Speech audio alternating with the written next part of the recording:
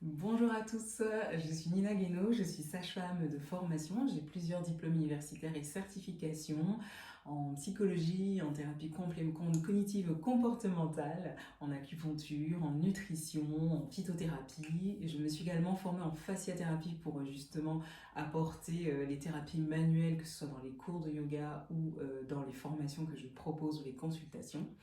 J'ai plusieurs formations et diplômes aussi en yoga et je vous propose de vous former si vous souhaitez avec moi pour tout ce qui est santé féminine avec pour sorte les outils du yoga et tout autour on aborde que ce soit la phytothérapie, la nutrition, les thérapies manuelles.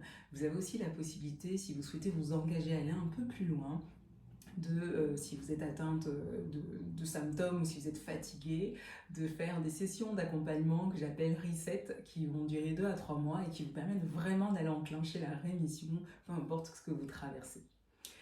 Le yoga tout seul ne va pas être assez efficace quand on est atteinte justement d'endométriose parce qu'il y a des schémas, des fonctionnements, c'est que la maladie prend du temps à être diagnostiquée et pendant ce temps-là, vous avez développé des comportements, par exemple l'anxiété de performance, des adaptations aussi qui vont venir modifier vos sensations, vos comportements, vos émotions et tout ce qui peut être de l'ordre des schémas répétitifs dont on n'arrive pas à s'en débarrasser.